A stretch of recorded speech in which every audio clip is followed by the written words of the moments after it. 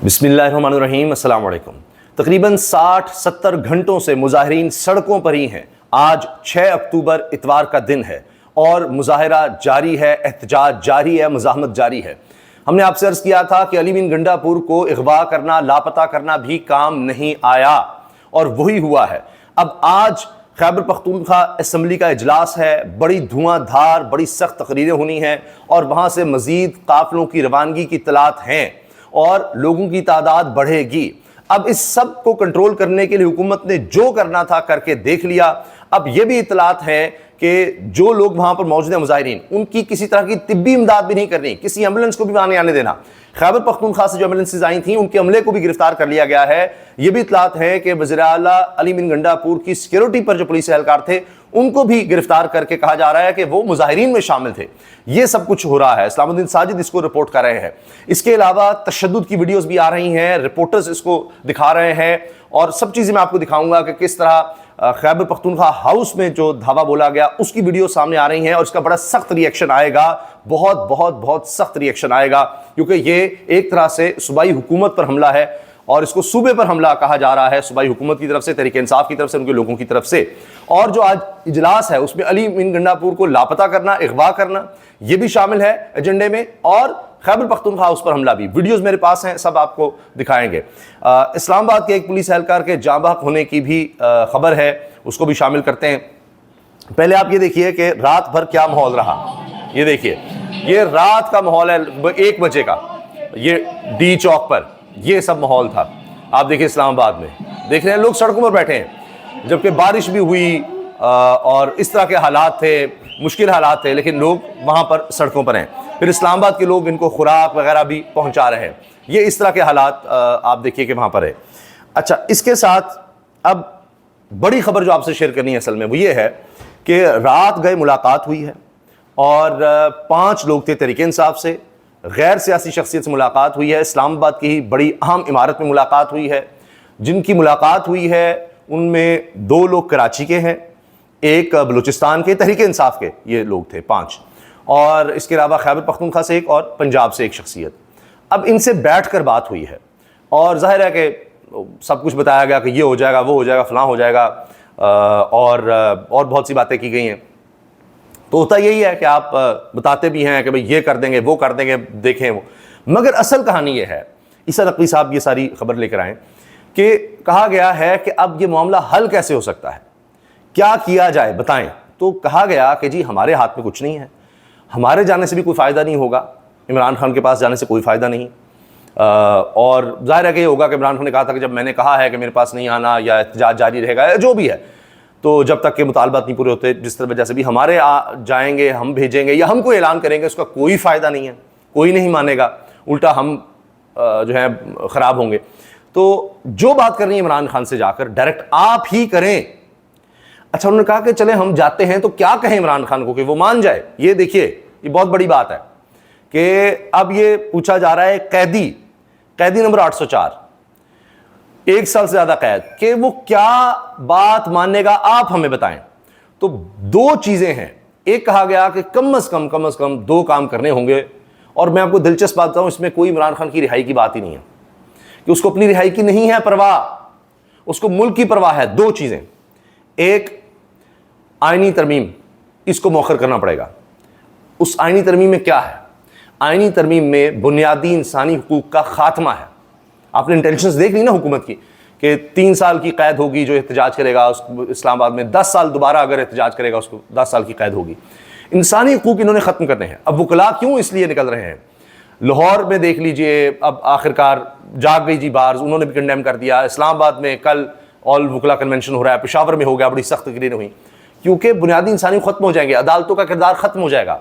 कोई शख्स लापता होता है, गिरफ्तार होता है, कोई भी इदारा उसके साथ कुछ करता है, कोई सिक्योरिटी इदारा, पुलिस, FIA, कोई भी एंटी करप्शन उसके साथ जो मर्जी करेगा, आप नहीं पूछ सकते। आप सीधा निचली अदालतों में जाएं, साल धक्के खाते रहें, तो वो जिस तरह भी उठा कर ले जाए। ये बड़ा खौफनाक है। और भी बहुत सी मतलब, और फिर जजेस को गुलाम बनाना है।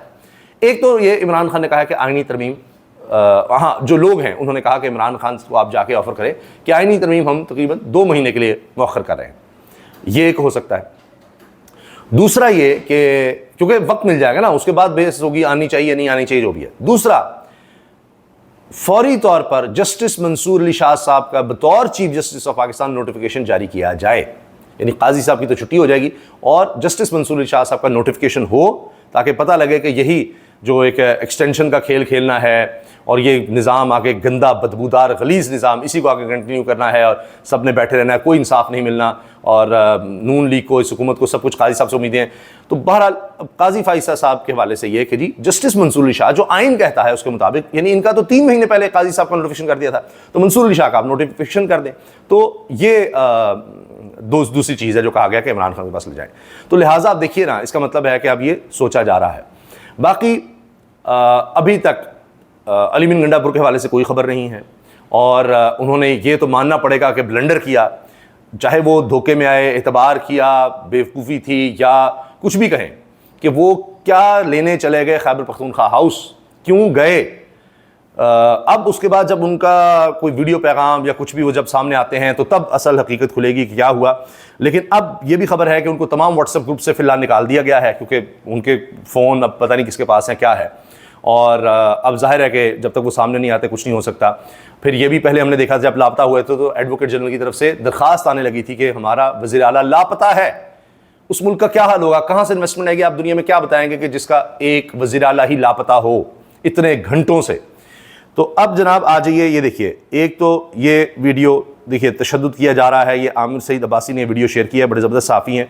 पुलिस वाले किस तरह बेदर्दी से एक शख्स को मारे हैं जैसे उसकी जान ही निकल जाएगी और उसकी चीखों की भी आवाज़ें आ रही हैं। ये वीडियो आमिर सईद अब्बासी ने शेयर की है और इसमें बाकायदा वो चीख रहा है जैसे मर जाएगा, इस तरह की बड़ी, और ये देखिए मार मार के उसका बड़ा बुरा हाल। तो अच्छा, अब इसके साथ साथ ये है जी जनाब केपी हाउस, और उसमें आप देखिए तोड़ फोड़ के ये मनाजिर हैं केपी हाउस के, किस तरह जाकर दरवाजे तोड़े गए हैं, ये देखिए आप, ये सब कुछ किया गया है। और इसी तरह से ये वीडियो, ये वसीम मलिक हैं, ये साफ़ी, उन्होंने ये वीडियोस शेयर की हैं और भी बहुत से लोगों के पास है। ये देखिए, ये पाकिस्तान की रियासत की मलकियत जो जगह है, एक सूबे की मलकियत जो जगह है, वहाँ पर जाकर ये तोड़ फोड़ की गई है। तो अब आप सोचिए कि इसके क्या असरात होंगे, किस तरह का इस पर रद्द-ए-अमल आएगा। अच्छा, इसके अलावा जनाब तहरीक-ए-इंसाफ बलूचिस्तान के सूबाई सेक्रेटेरिएट कोयटा को पीपल्स पार्टी के मीर सरफराज बुगटी की हुकूमत ने के हुक्म पर सील कर दिया गया है। ये है जनाब पीपल्स पार्टी की गवर्नमेंट कि सबसे बड़ी जमात के दफ्तर को सील कर दिया जाए। तो ये अब ज़ाहिर है कि सख्ती होनी है, ये कहा जा रहा है, और ज़्यादा सख्ती होगी और गिरफ्तारियाँ होंगी और बड़े मसाइल होंगे। लेकिन फिर क्या है, उसका हल क्या होगा? फिर दोबारा यही हम साइकिल देखेंगे कुछ अर्से के बाद। ये तो बढ़ेगा, पहले से ज़्यादा होगा। जितने भी आप लोग गिरफ्तार करने, पहले भी करके देख लिया। अगर अली मीन गंडापुर को कुछ किया जाता है, अच्छा जी ये कर दे, उसको उठा देंगे, तो क्या होगा? गवर्नर आज लगा नहीं सकते, लगाएंगे तो और ज़्यादा रिएक्शन होगा। हम पहले इस पर डिटेल में बात कर चुके हैं। खुद फैसल वाडा साहब कह चुके हैं कि सवाल ही पैदा नहीं होता, और अगर गंडापुर को उठाएंगे तो इससे ज़्यादा आग उगलने वाला आ जाएगा, इससे ज़्यादा हार्ड लाइनर आ जाएगा। तहरीक इंसाफ के लोगों को पैसे अरबों रुपये तक ऑफर हो गया, वो नहीं टूट रहे। शेख वकास अकरम साहब से भी रब्ता नहीं हो रहा, ये भी एक बात है अजीब। अच्छा, ये जनाब PTI मुजाहिरीन के पथराव से ज़ख्मी इस्लामाबाद पुलिस एहलकार जाँ बहक हो गया, ये समा न्यूज़ ने ये रिपोर्ट किया है।